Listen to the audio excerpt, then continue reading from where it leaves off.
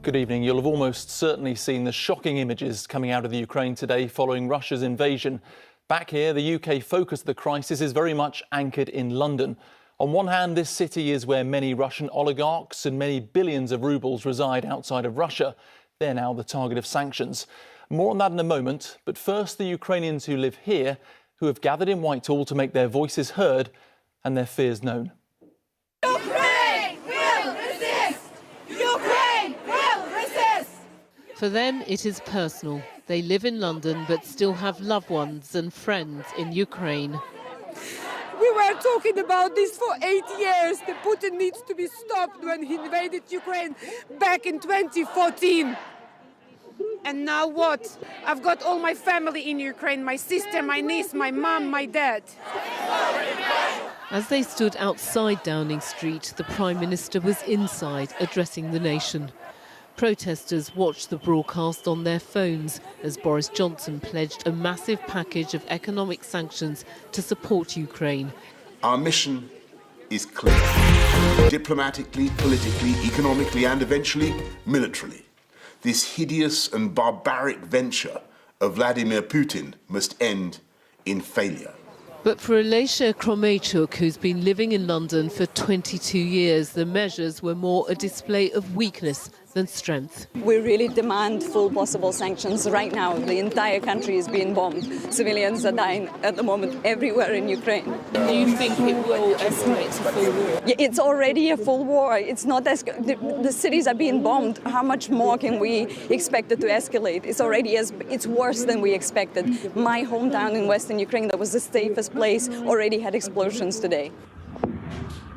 These are some of the first missiles which rained down on Ukraine. 24 hours ago, there was still hope there could be a diplomatic solution. By this morning, Russia had waged its invasion, leaving Ukrainians in the capital desperate for news about their loved ones. And I phoned my family, because all my family in Ukraine, just me here. And I asked them, are they okay?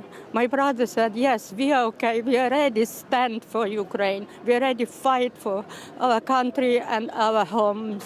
At the protests in London, they put all their shock, heartbreak and deep concern into their national anthem. None of them sure how this will end. Ronke Phillips, ITV News.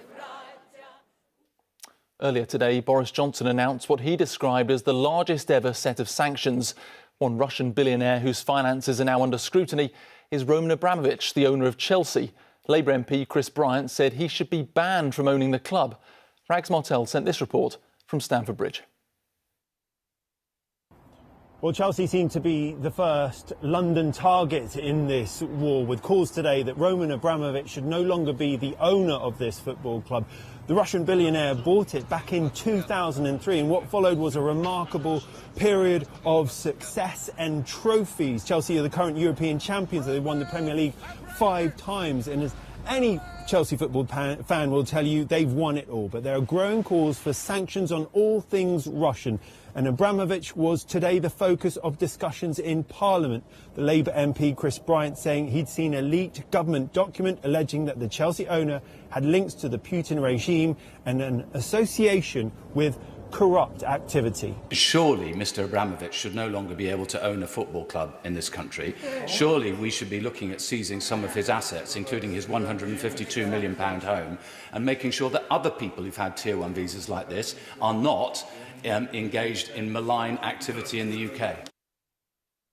Well, despite owning Chelsea, Abramovich is actually rarely here. He was last seen at a home game at Stamford Bridge more than 4 years ago. But take a look at this. This is a flight plan apparently showing Abramovich's private jet leaving Europe and heading to Moscow. It's led to speculation that he might not even feel safe in Europe anymore. But there are growing calls to target all oligarchs living in London. 5 Russian banks and 3 billionaires based here are already on government sanctions list. And tonight, the Prime Minister gave very firm words about the situation. We will set up a new dedicated kleptocracy cell in the National Crime Agency to target sanctions evasion and corrupt Russian assets hidden in the UK. And that means oligarchs in London will have nowhere to hide. Well, we did ask Chelsea about this, but they told us they're making no statement or comment about this story. Rags Martel there in Chelsea.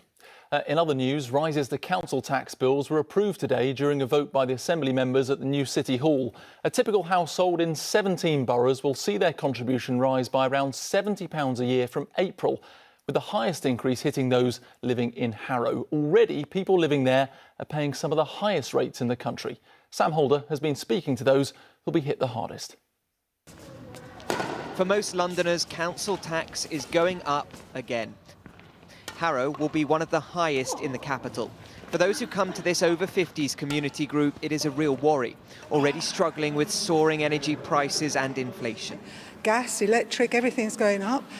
You know, and our pension isn't going up, so how can we survive? I'll have to tighten my belt, as the saying goes, cut back maybe on some things. Like coming here, you know, you have to pay a small fee to get in, so I have to think about that. The Mayor is raising the part of the council tax that goes towards the Greater London Authority by nearly 9%. It means an average increase of more than £30 a year for London households. Councils can also raise the amount paid to them, so in places like Harrow, the combined increase could be around £80. Sadiq Khan says the extra £38 million will help pay for things like frontline policing. Ultimately, this is a budget that will help us to kickstart London's economic recovery from the pandemic and build a better, fairer, greener, safer and more prosperous city. Back in Harrow, this cafe owner is already dealing with fine margins. Petrol prices mean increased delivery costs. Food is more expensive because of inflation. As a business, you look at it with the council tax going up, it means people have less disposable income. As a business, it means less spend. The London Community Kitchen helps feed 12,000 across the capital each week. They've seen 35% more users over the past year. There's going to be an increase in council tax. It's going to make a big difference to a lot of Londoners. They are very, very conscious of where their next meal is going to come from. That's 14 votes against, Chair. 14 Assembly members voted against the Mayor, compared to just 11 for. But according to the rules, to overrule his budget needs a 2/3 majority. Sam Holder, ITV News. The RMT union has announced 2 24-hour strikes will go ahead next week after a breakdown in talks with transport bosses. And the dispute is over proposed job cuts and changes to pensions. Up to 10,000 staff on the tubes could walk out, affecting services on Tuesday and Thursday next week. In slightly more positive news, the number of people sleeping rough in the capital has fallen by 10% since 2020 to around 640 people. It's the largest decrease in the country, with the Mayor saying he's made it a personal priority to ensure all Londoners have a safe and secure home. And in football, Arsenal scored a last-minute winner to come from behind against Wolves. Alexander Lacazette squeezing the ball in from a tight angle. The 2-1 win takes the Gunners to within a point of the top 4. And I hear things are looking up at the weather too, with some sunshine on the way for the weekend. Here's Philippa with the details.